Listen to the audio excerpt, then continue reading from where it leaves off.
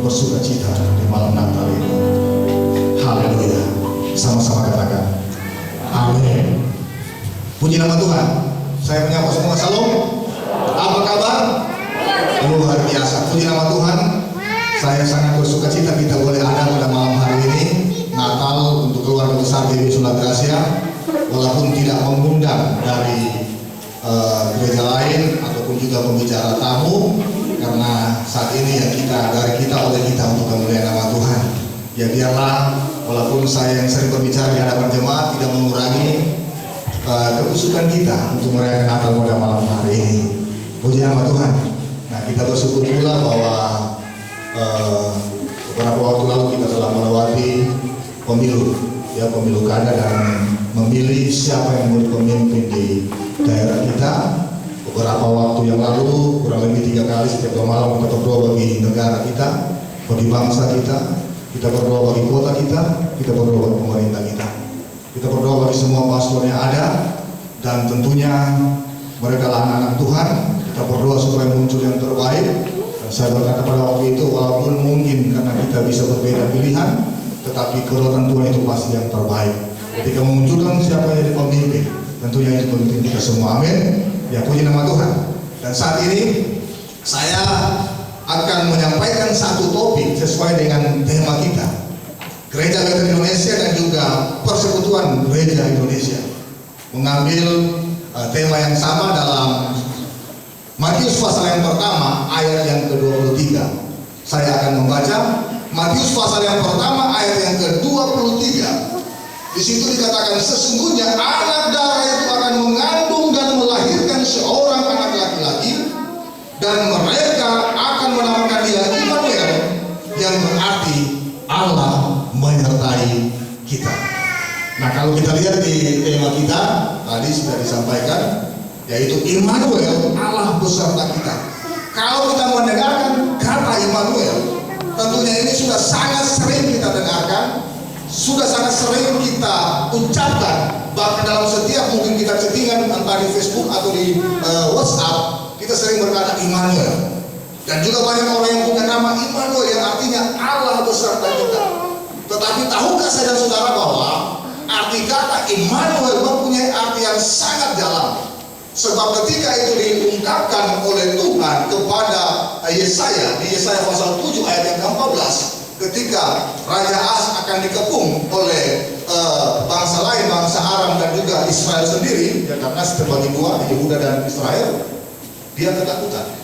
Sehingga Tuhan memerintahkan kepada Yesaya untuk menyampaikan kepada Ahaz bahwa membuat tentang ini, berkata seorang anak darah akan melahirkan seorang laki-laki dan dia akan menamakan Immanuel. Tetapi yang menjadi pertanyaan bahwa apakah ketika Tuhan berkata kepada Ahaz bahwa saat itu akan disertai dengan Allah yang menamakan diri Immanuel, itu belum terjadi. 700 tahun kemudian itu baru digenapi. Dan dalam periode perjanjian lama ke perjanjian baru ada 400 tahun masa diam di mana Allah tidak berbicara. Dan kemudian muncul di perjanjian baru dimulai kepada Zakaria, orang tua dari Yohanes, ketika sementara ada di bait Allah melayani Tuhan, Tuhan berbicara. Dan juga kepada Maria dan kepada Yusuf sendiri di ayat kita baca bahwa Allah Immanuel.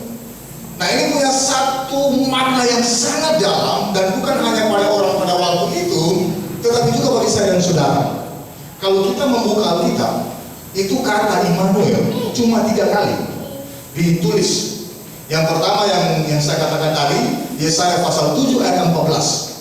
Di situ, kemudian yang kedua di Yesaya pasal 8 ayat 8, dan yang ketiga di perjanjian baru ayat ini, Matius pasal 1 ayat 23. Tetapi hanya 3 kata ini, tetapi ketika berbicara Allah beserta kita, itu kurang lebih 106 kali dalam Alkitab, menyatakan bahwa berulang-ulang kali Tuhan menyatakan diri atau berkata kepada umatnya, bahkan kepada saya dan saudara pada malam hari ini, bahwa Dia Allah beserta kita. Yang sudah katakan amin. Bahkan yang dinyatakan lebih dasar dan luar biasa lewat inkarnasi. Allah yang transenden, yang tidak bisa dibayangkan, tidak bisa dilihat, kemudian Dia mengambil rupa di dalam seorang anak manusia, yang dikatakan kepada Yusuf, engkau akan menamakan dia Yesus, dia akan menyelamatkan umatnya. kemudian juga dia akan menyertai, sebab namanya adalah Immanuel. Dan ini sangat luar biasa. Tetapi yang menjadi pertanyaan Bapak Ibu Saudara, seringkali kita orang Kristen ketika berbicara Immanuel, kita mengartikan bahwa segala sesuatu yang kita mintakan kepada Tuhan itu berbicara tentang kemudahan. Nah, ketika berbicara kemudahan, maka dalam doa-doa kita, dalam permohonan kita, bahkan dalam pengharapan kita, ketika berbicara Immanuel, dalam pikiran kita muncul satu konsep berpikir bahwa sesuatu itu terjadi secara instan. Secara instan, kemudian juga dibaluti dengan hal-hal yang mistis. Sehingga orang untuk memohonkan sesuatu seringkali dia harus berdoa dan berpuasa. Tidak salah. Tetapi seringkali tanpa sadar orang Kristen membawa bentuk doa dan puasa sebagai satu pemaksaan kehendak untuk menagih janji Tuhan ketika dia berkata Allah Immanuel, Tuhan beserta kita, sehingga kita mindsetting mengatur Tuhan dengan pola dan cara berpikir kita. Apakah demikian? Tidak. Terbukti hari ini pandemi COVID-19 sudah hampir 1 tahun. Segala doa dan pengharapan kita kepada Tuhan, tetapi Tuhan tidak langsung menjawab dengan instan. Diberikan kesempatan, diberikan waktu yang cukup panjang untuk kita mengalami banyak namanya ujian, untuk kita mengalami banyak tekanan, untuk kita seringkali ketika iman kita diuji muncul pertanyaan, benarkah apakah Tuhan ada? Apalagi kita melihat banyak orang-orang, bahkan hamba Tuhan sekalipun, maaf kata, gugur atau innalillahi, meninggal karena COVID-19. Kita bertanya, hamba Tuhan sekalipun bisa meninggal. Apakah Tuhan tidak beserta kita? Bahkan kalau kita melihat banyak pelayan-pelayan Tuhan juga yang tanpa sadar atau tanpa diketahui kelihatan sehat, kemudian secara tiba-tiba meninggal. Pertanyaan muncul, apakah Allah tidak Immanuel? Saya mau berkata bahwa apapun masalah yang kita hadapi, apapun persoalan yang kita hadapi, yang kita alami, Allah kita tetap Allah yang menyertai kita. Amin. Kemarin tadi malamnya saya kaget dengan telepon dari teman bahwa teman saya, teman dekat, pendeta di Athena ini telah dipanggil Tuhan. Kemarin habis khotbah turun, kemudian dia merasa tidak enak, drop dan dibawa ke rumah sakit. Selesai, tidak tertolong. Saya sedih. Tadi siang saya melayani teman saya, pendeta dosen di STP di sini, satu kelas dengan saya di SMA.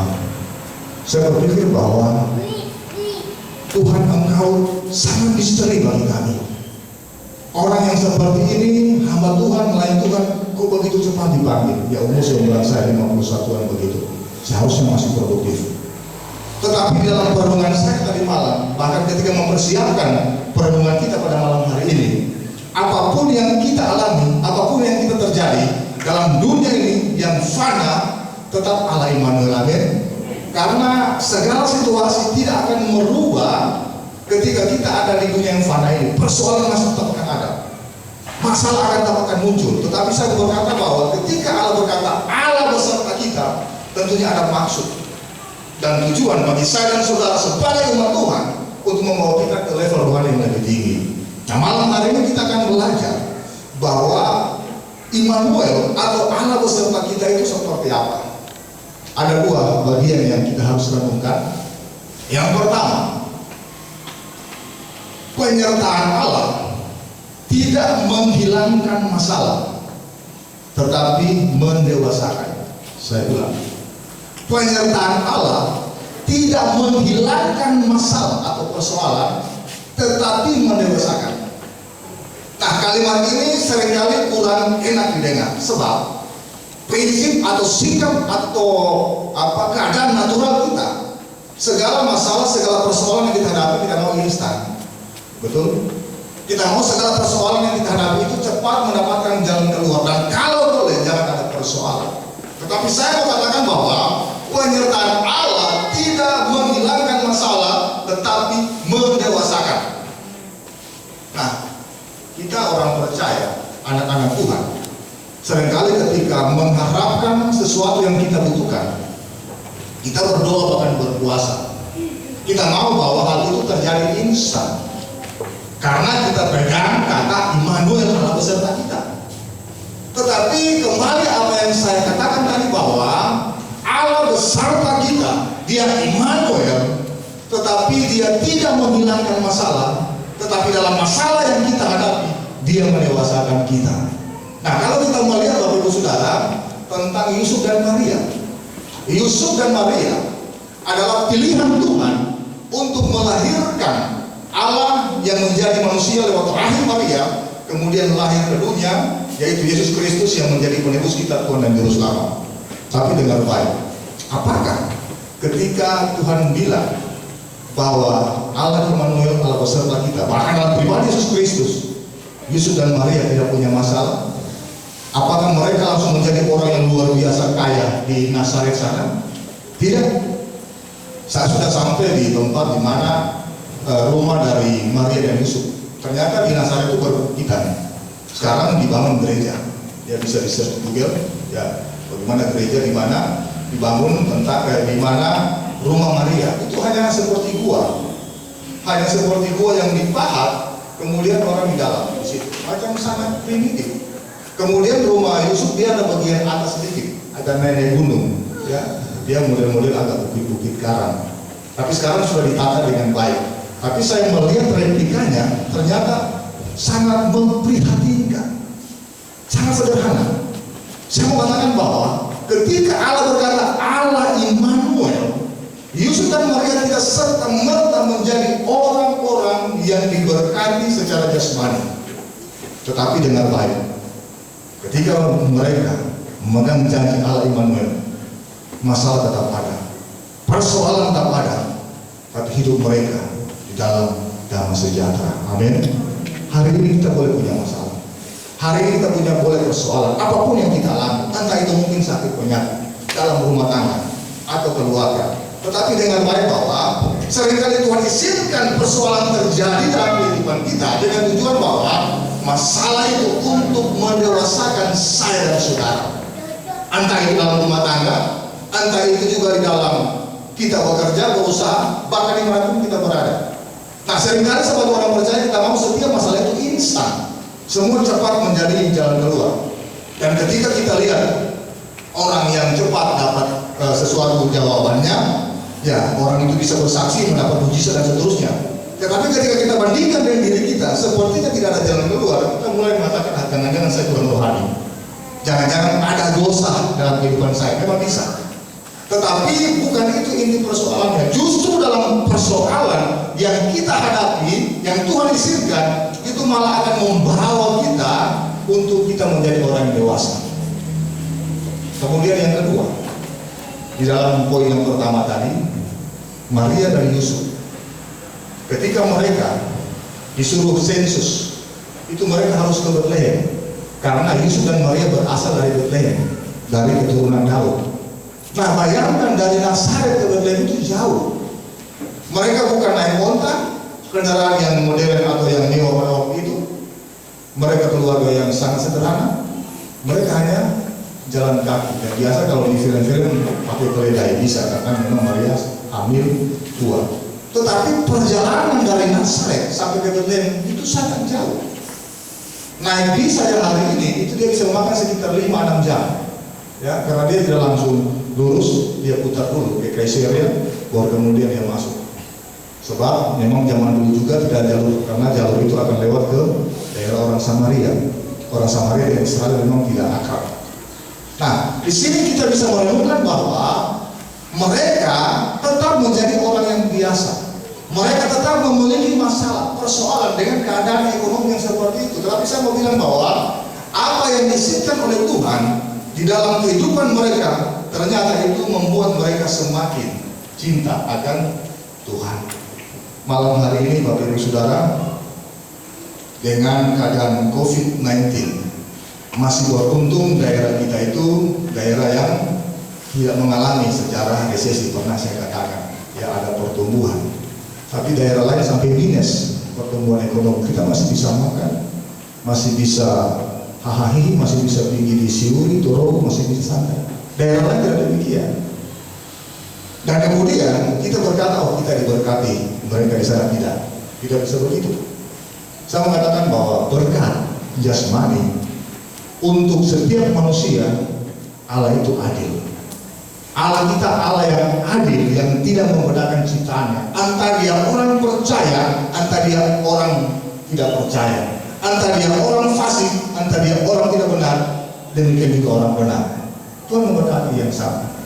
Kalau tidak demikian hari ini, tentunya Jepang dan Cina itu akan negara yang tidak diberkati. Tapi buktinya hari ini mereka negara yang diberkati.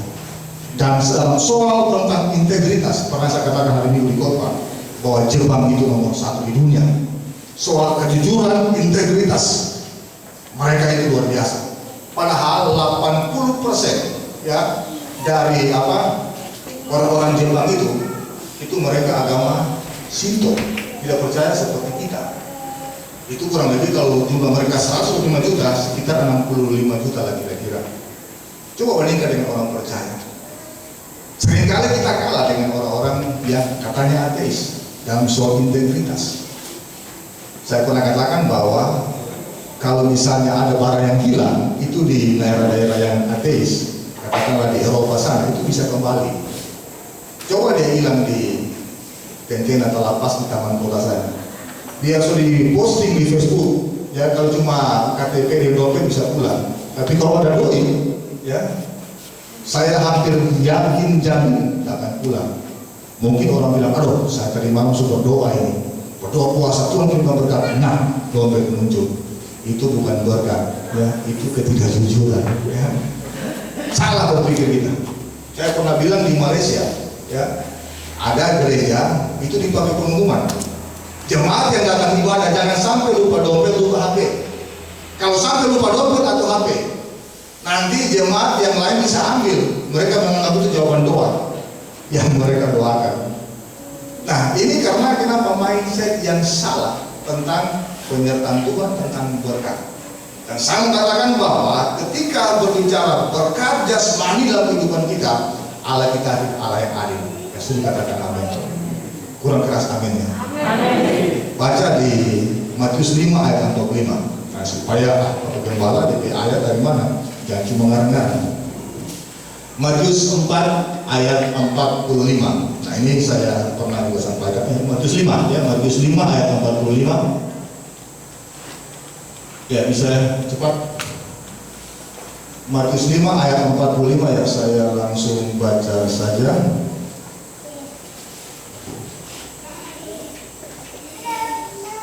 Karena dengan demikianlah kamu menjadi anak-anak Bapamu yang di surga, yang menerbitkan matahari bagi orang apa?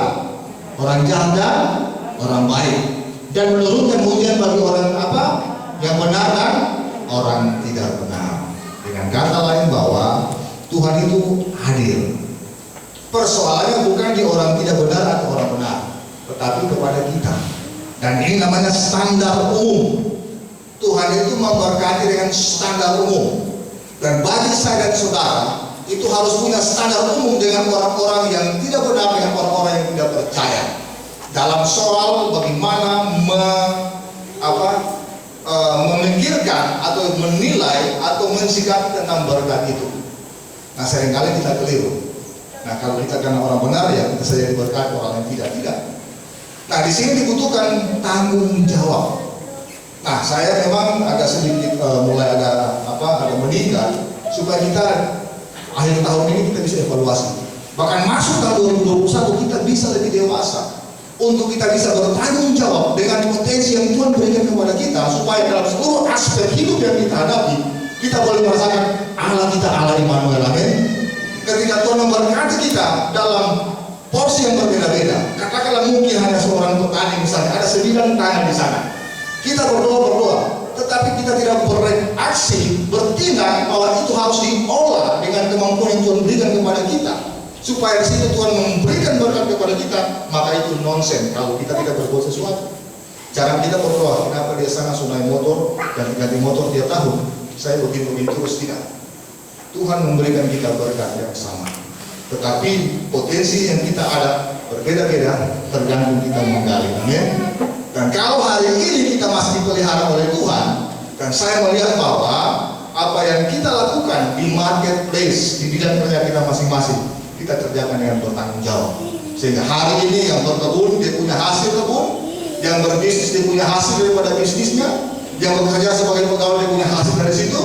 Dan kemudian bagaimana untuk meningkatkannya, bagaimana kita mensikapi semuanya dengan tanggung jawab. Yang setuju katakan amin. Amin. Saya berdoa juga supaya kita sehat. Ya, hari ini oleh karena keadaan begini harus olahraga. Saya seringkali ibu bilang, Pak ini cuma bilang-bilang tidak olahraga, memang kurang waktu olahraga. Ketika dengar teman atau siap ada yang berangkat lebih dulu, aduh, saya takut ini mesti olahraga gara-gara badan, mesti ada jemur-jemur ini, mesti minum vitamin. Nah ini seringkali mengingatkan. Ya kemarin saya rasa, aduh kenapa satu dada kiri semua sakit dia ini. Nah padahal setelah saya coba agak kanan begini, agak sakit, saya kan kalau tidur 3 bantal. Ya kalau malam karena agak tinggi, mungkin posisi sudah tidak benar sehingga mempengaruhi otot-otot saya sehingga agak kurang bagus. Dan yang mudah-mudahan itu. Tapi saya berdoa supaya Tuhan kasih umur panjang. Amin. Supaya masih bisa bersama-sama dengan jemaat di Wisula Gracia. Amin. Puji nama Tuhan. Nah ini hal yang saya sampaikan memang tidak terlalu detail, tetapi berbicara tentang penyertaan Tuhan, tidak menghilangkan masalah tapi mendewasakan kita. Amin. Kalau hari ini mungkin kita ada sakit penyakit, mungkin asam urat tinggi, tekanan tinggi, tentunya kita bertanggung jawab. Ya karena bulan Desember ya kurangnya makan bertawa-tawa tentunya. Ya saya juga sudah mulai jaga diri. Kalau misalnya kita asam urat, jangan terlalu banyak makan yang kacang-kacangan. Ya kita berhikmat, natural. Nah dengan demikian kita akan merasakan bahwa Allah beserta kita. Amin. Nah itu poin yang pertama. Poin yang kedua, ya Allah beserta kita atau Allah Immanuel, penyertaan Allah tidak membuat segalanya mudah, tapi mendidik kita. Saya ulang, penyertaan Allah tidak membuat segalanya mudah, tetapi mendidik kita. Nah ini saya harus sampaikan karena kembali apa yang saya bilang di awal tadi bahwa seringkali orang Kristen mau yang instan. Segala sesuatu ketika berdoa, ya dia mau instan. Nah seringkali ada yang mau kata hamba-hamba Tuhan tertentu, ya saya juga hamba Tuhan. Ya karena dia malas untuk beraktivitas dengan aktivitas yang lain, memaksimalkan potensinya, semua doa terus, mau pagi doa, siang doa, malam doa, ya doa terus, kamu kerja yang lain.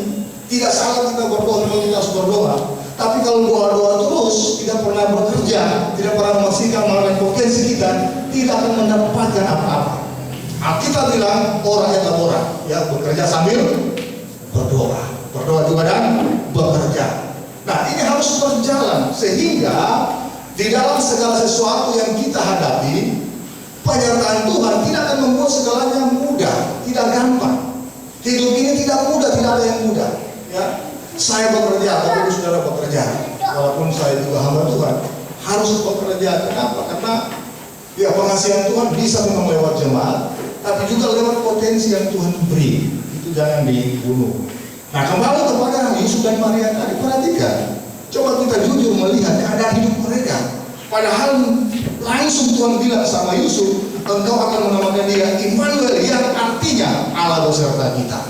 Dengan kata lain bahwa kehadiran Yesus Kristus, wujud penyertaan Allah terutama bagi Maria dan Yusuf. Tetapi coba kita lihat kehidupan mereka ketika mereka mendidik Tuhan Yesus. Dari bayi sampai dia besar. Apakah tiba-tiba dia jadi saudagar yang kaya? Apakah tiba-tiba Yusuf menjadi saudagar yang punya onta kemudian banyak ternak, kambing domba dan seterusnya? Tidak. Dia apa profesinya? Tukang kayu. Dia bekerja, baskap kayu. Dan ketika dia baskap, dia pasti mengajar Yesus yang masih kecil untuk juga turun membantu dia, untuk turun juga bekerja.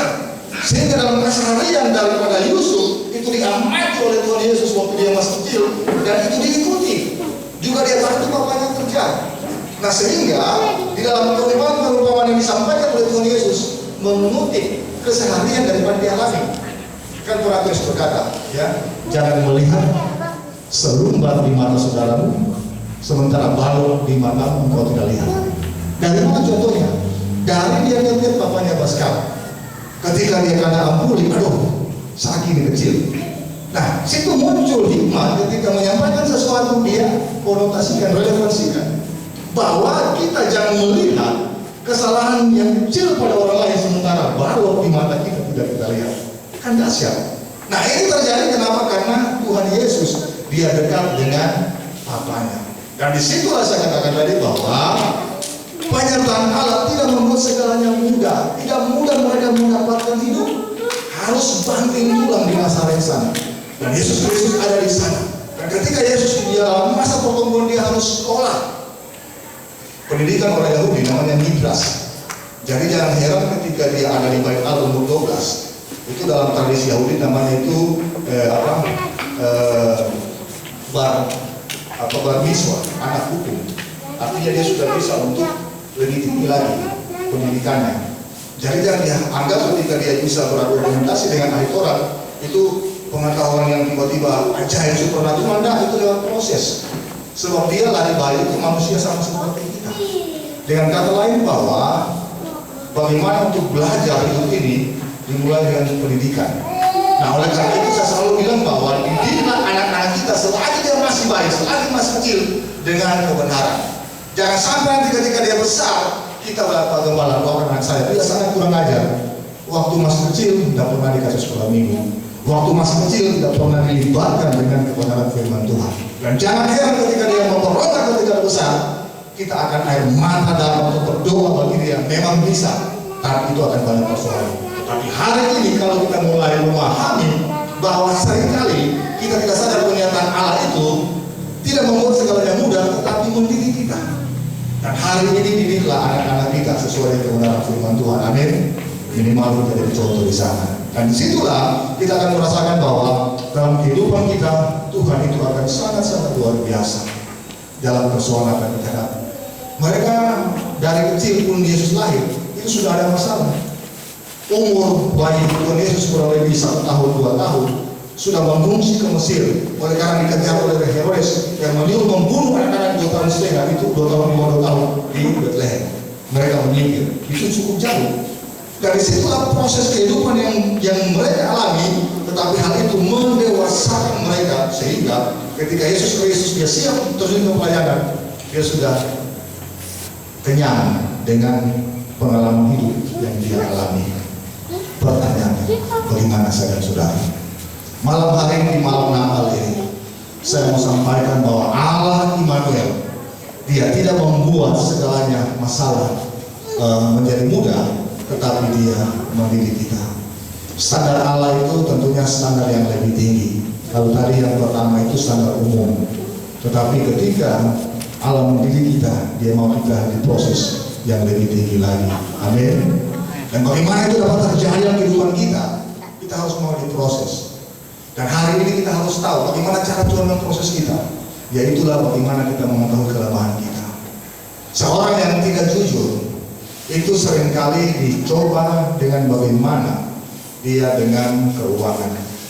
Ketika misalnya dia minta bantu teman, tolong saya butuh sekian, ya.